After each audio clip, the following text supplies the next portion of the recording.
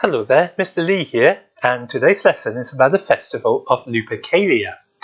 If you look at this image here, what do you reckon this festival is about? I know this is a long shot from this image, so have a little think. And while I'm here, just a reminder that if you can make sure you're sitting comfortably, there's nothing to distract you, and if I do ask a question and I give an obvious pause, then obviously pause the video and give yourself some time to think. First question again, so what could this festival be about?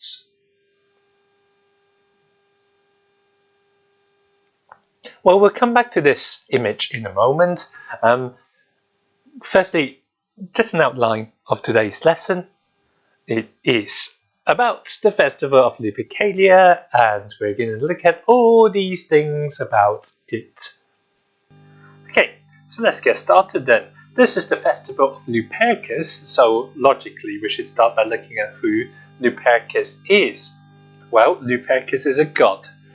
He's the protector of shepherds. He's the god of shepherds, but also of wild pack animals. And the idea is that if you as a shepherd look after Lupercus, then your animals should be safe because the wolves wouldn't go near your animals. He's also the god of fertility, and so if you would like to have a big family, then looking towards Lupercus is a good idea. He's kind of similar to a fawn. He's kind of got a goat-like appearance more than anything. Now this could be confusing because of my next image, which is the first image that you've seen in this presentation. The thing is, the word Lupercus, or the name Lupercus, really does sound like the Latin word for lupus, which means wolf. But Lupercus is probably not a wolf. He's probably more a human god with some goat-like appearance. Nonetheless, the names are similar, and you need to make sure that you don't get your lup words confused. Lupercus has a shrine on the north side, or perhaps the northwestern side of the Palatine Hill as well, which is supposedly where the following things happened. Romulus, who was the founder of Rome, you can see in the first three letters of his name that it shares it with the name Rome. Romulus and his twin brother Remus was abandoned by their birth parents, and how did they survive? Well, a she-wolf came along and suckled them and provided them with milk and nursed them and make sure that they do not die. And that is how they grew up to be the founders of city that they were to become, or one of them were to become. We'll learn more about this later on in the course, or perhaps you've already learned them. So, now, the she-wolf is not a personification of Lupercus. The she-wolf is not Lupercus. However, if you remember that Lupercus is a god of pack animals as well, it's suggested by the Romans that Lupercus would have directed this particular she-wolf to make sure that Romulus and Remus do not die. So, in a sense, Lupercus has a role in making sure that Rome was founded, by making sure that its founder do not die when they were abandoned or they were exposed by their parents. Exposed is the word where you sort of leave your children out of your family house, either because you don't want them or you don't have the resources to care for them and all that sort of stuff. So, Lupercus is significantly related to the foundation of Rome. So, that's the god. When and where does it take place, this festival? Well, it takes place on the 15th of February. So quite often the festival actually has a name called, I think it's Februarium or Februar. Either way, it mirrors the name of the month. And that's because that name is it's also the name of this item that the Luperci hold in their hand as they run around the forum. You don't need to know that for the exam, but it's just an interesting fact to know, isn't it? It's an annual festival, and the focal point of this festival is the Lupercal Cave. And it involves, as I was suggesting, a race around the Palatine Hill. Now, the Lupercal Cave, not to be confused with the name of the god or the name of the festival or the name of the wolf, or the word for wolf in Latin, the Lupercal is the name of a cave that sits towards the northwestern side of the Palatine Hill, as you can see on the right hand map and image. It sits underneath the hill, so to speak, and the significance is that it's, well, apart from the fact that it's where Lupercus is worshipped, it is also near the spot where Romulus and Remus were supposed to have been suckled by a she-wolf. So all these things are starting to link together. You can see from an image what the Lupercal is supposed to have looked like. Around 2007, someone dug down from the Palatine Hill and found this cave from atop. However, no one is entirely sure whether this was the original Lupercal or whether it's just something else. So it's a nice idea anyway, and I'll leave these images and the story out there for you to decide. Now, I said there's a lot of loop words. The next word is another loop word to add to your significant bank of words to be confused by. You need priests at these festivals, and the priests are called Luperci. These are the people who run around the Palatine Hill in a sort of foot race, which isn't really much of a race. And you can see that they're holding that object in their hands. Now, to be a priest at the festival, you have to come from one of the two colleges of priests that's associated with Lupercus. So, if you've studied about Roman priests already, you would know that they are typically members of a particular college. So, there's two colleges associated with Lupercus, and you have to be a member of these two colleges to participate.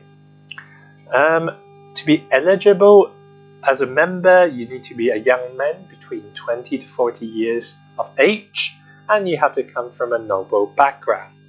And if you are, then you will be one of the people who might be chosen to officiate this festival.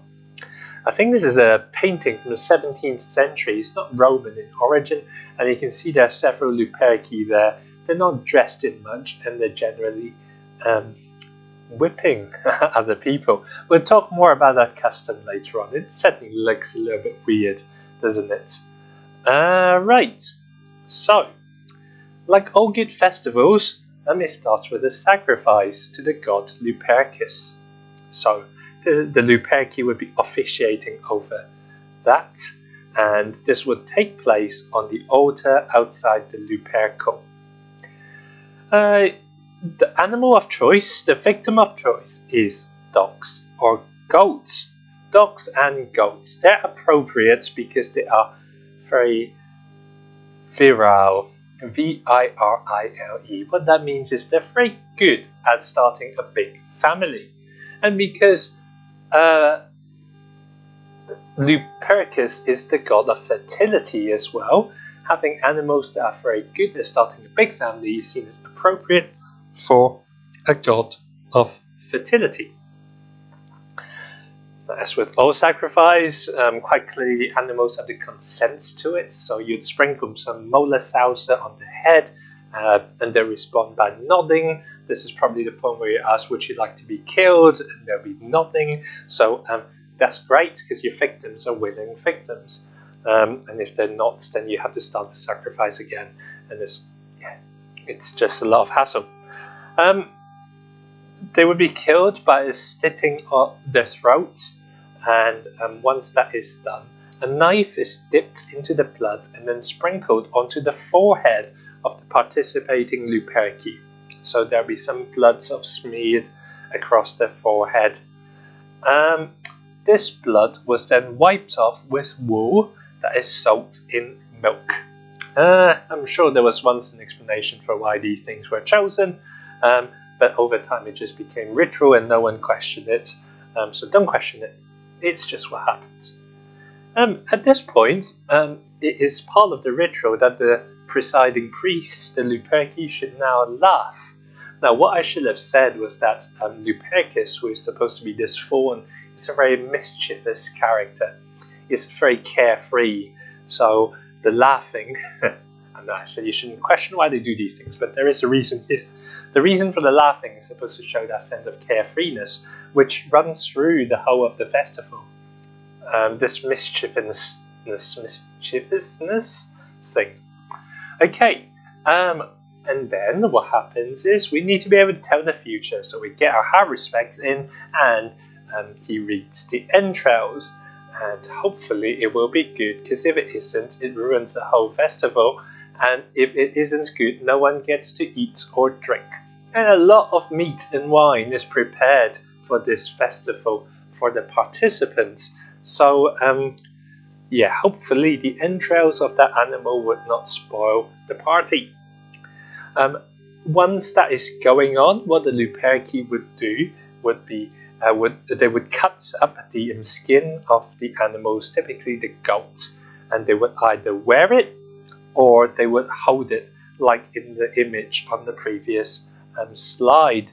And what they would do with it, well, let's just hold that thought for a second, because firstly we should talk about what the Luperci actually wear. And there's nothing to say about what they wear, because they don't really wear much. If you need more information from this slide, do pause. Clothing.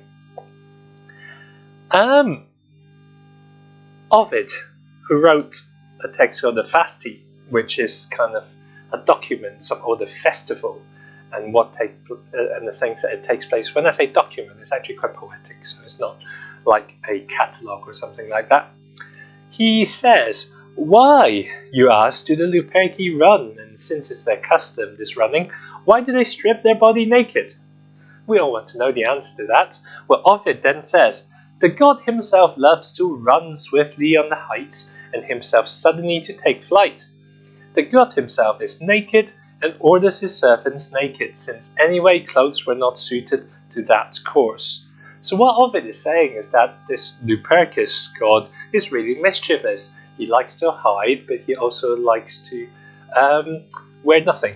So in both those sense, the nakedness of the priest reflects the carefree nature of the god that they celebrate. So here you have it. I've skipped too far. Here you have it, a statue of one of the Luperci that takes part in the race, holding. It's not really meant to be a whip, really, but it's more meant to be the part of the animal skin that they cut out, after the sacrifice. And what you'd do is they would participate in the foot race. Now, if you can see on the map on the right where it says Palatine Hill, that's pretty middle.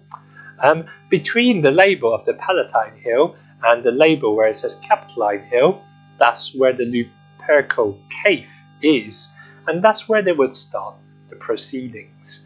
Thus, they would start the race.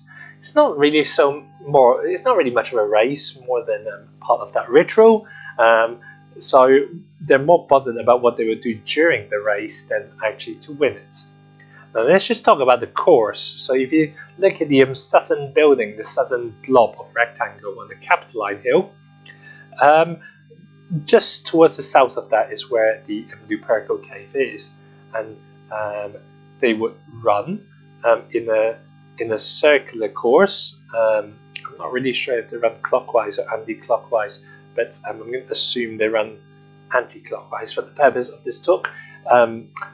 They go south towards the river where the Forum Boarium is, and then they run alongside the Circus Maximus on the southern side of the Palatine, up the Via Triumphalis on the eastern side of the Palatine, towards that T-junction, roughly where the Colosseum nowadays is, and then west along the Via Sacra through the main bit of the Roman Forum, before they come to the bottom of the Capitoline Hill again, and towards where the Lupercal Cave is. If it turns out to run clockwise, then clearly they reverse the order of that running. These are really significant roads that they run through, and where it runs through the northern side of the Palatine Hill on the Via Sacra is the most significant, most important parts of the Roman city. So very public places. And while they're doing all that, the women would be getting into the way of the Luperci. I hear you ask, well, why would that be? It's a really random and mischievous festival, really. I'll let Plutarch answer the question for you. Many women of rank also purposely get in their way and, like children at school, present their hands to be struck, believing that the pregnant will thus be helped to an easy delivery and the barren to pregnancy. So what Plutarch is saying is that if you are a woman who wishes to be pregnant, then getting into the way would probably help. And if you're someone who's already pregnant, then getting into the way would make sure that you have an easy and safe delivery. After all, Lupercus is the god of fertility, and what the priest of Lupercus is basically doing when they hit those women with those goat skin, which, let's just remember, is not very hard, it's not very tough. Even though it looks rather inappropriate to modern standards, they're not really meant to hurt. What they do as they beat the woman with it is they grant them some sort of blessing to help them in a way. Okay, I find it really random. Certainly don't do this in modern days. And please don't ask me to explain any more than that. It's just what they did. No one really questioned it. So, it's certainly a very popular festival, and it certainly attracts Roman women who wish to start a family. Right, that's about it, really, in terms of the information, which brings me on to the quiz sponsored by a certain Remus Lupin. Very appropriate character, I thought, because Remus is Romulus's twin brother, and the name Lupin suggests a connection with wolves, which is related to this festival. And of course, if you know the story of Harry Potter, you know Remus Lupin is a werewolf. So all very relevant. Okay.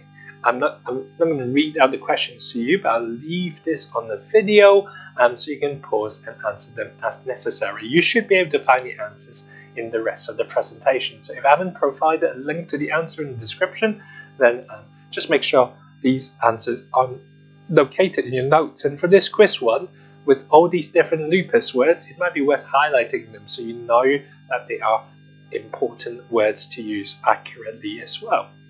So I present to you the Remus Lupin Quiz 1.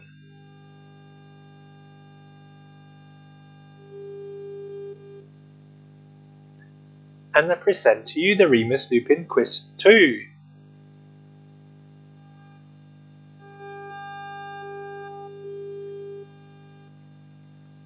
Now that we have the information, it will be good time to consider how appropriate this festival is as a celebration of Rome, or for the Romans, and also a celebration of Lupercus. So do take some time to pause the video and look back through the customs and see how it might be a relevant festival as a celebration of Rome's foundation, but also to the customs. And I'll have a look at some of the possible answers or my interpretation of it in a moment.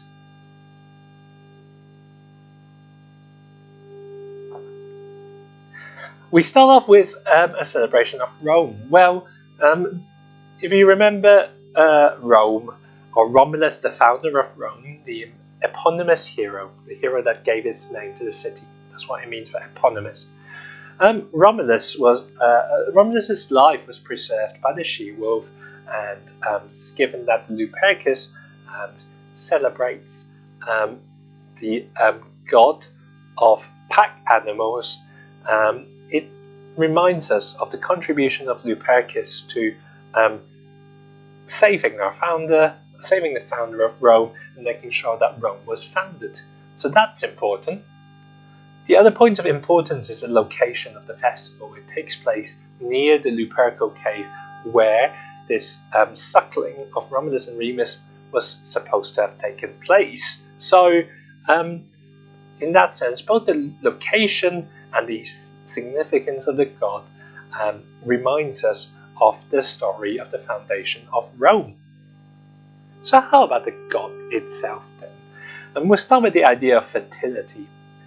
The choice of animal sacrifice is relevant because the choice of dogs and goats, animals that are very good at starting a big family, they're very virile animals, they are appropriate choice for celebration of Lupercus's characteristics as the god of fertility. The other custom is the blessing that it gives out.